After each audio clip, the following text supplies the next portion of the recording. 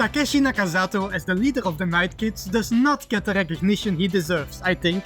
He might have lost every single on-screen race he was part of, but within the universe he was still considered a very strong driver. Partially because of his car, but not entirely. He was already one of the best at Myoge with his S13. But yeah, the Skyline GT-R did help him become undefeatable on that mountain, for a while at least. So let's talk about that car.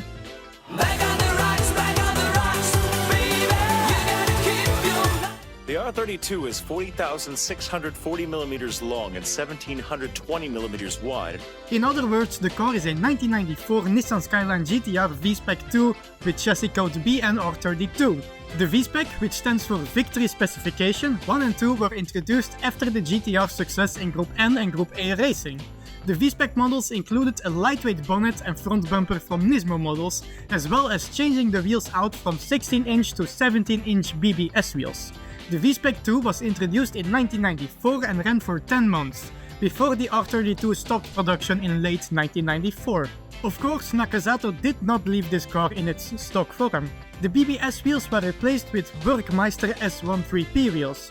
On the inside, the car is controlled by an ATC Racing Sprint R steering wheel and Lonza pedals, while the driver sits in a Pride racing seat strapped into an aftermarket red seat harness. In combination with the Nismo gauge cluster, a Blitz 1.5 bar boost gauge was installed. This boost gauge is used to read the pressure from the twin turbo system that is installed on the RB26 DETT that came with the GT-R. Naturally, this engine is also not going to be left stock. It has a Sport ECU, an air filter, racing spark plugs, a triple plate clutch, an overwritten computer, an oil cooler and a wastegate. All of this combined with a 90mm stainless steel muffler creates a max output of about 380 horsepower, and this 380 horsepower would later be up-tuned to almost 400 horsepower to battle Kasuke Takahashi on the Myogi uphill. Of course, on the rear side windows of this car you can find the Night Kid stickers. In the 1998 anime adaptation these would be the only stickers on the car, but in the original manga the car also had a few brand stickers on its door. Sadly, there is never a point where these are clear enough to make out what brands they could be. Where we can read them, however, is in the Legend Trilogy.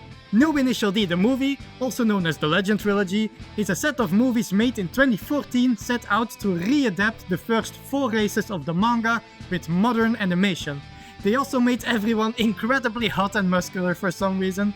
Like, I ain't gay, but goddamn! Anyway, from sexy dudes back to sexy cars, in these movies we can see the brand stickers for Speed Maniac, Lap Leader, Composite Master and Finish Line on Nakazato's door. Something else that these movies did was change the team logos, and uniquely for Nakazato, change the location of the team stickers. In the 1998 anime the stickers were located on the rear side windows, but here they have been moved to the rear fenders. There is one more iteration of this car, the one from the 2005 Hong Kong live-action movie. The car in this movie is just a bone stock BNR32 Nismo Spec with Yokohama AVS V6 wheels. This is an interesting choice in terms of wheels. Every other iteration of the car had 5-spoke wheels, but this one has 6-spoke wheels. In this movie, Nakazato also drifts instead of using his usual gripping style of driving. Nakazato believed that grip was the superior way of racing on the Toge, and deep down, we all know he was right. This ideology was one of the big reasons he bought the GT-R in the first place. That, and also his loss to Eikichi Shimamura in a white R32 on his home course of Miyoki. Drifting would be incredibly difficult in the 4-wheel drive Skyline, especially with that Altezza system. Altezza stands for Advanced Total Traction Engineering System for All-Terrain, or in other words, it's a 4-wheel drive system that electronically regulates the amount of torque split across the center differential. TLDR, car has more grip in corner, which is nice and all, but please just try to keep your front tires in check if you are using this type of grip toge racing. And with that, I think I have said everything there is to say about this car. If there is anything I missed, please let me know. Thank you very much for watching until the end. This was a shorter video, I know, but there wasn't really much to talk about with this car.